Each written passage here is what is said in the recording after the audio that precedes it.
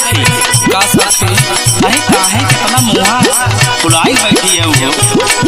अब का बताई तो का अपन दर्द ला सुना सुनावा सुनावा का बात बा हो। सुना सुनावा अरे जिया उदियाएगा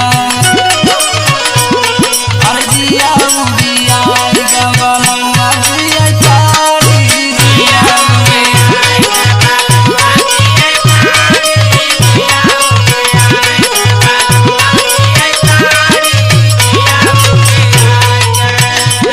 अरे कब ना चलावे उ जवानिया के गाड़ी जिया उदियाएगा बलवा जिया तारी जिया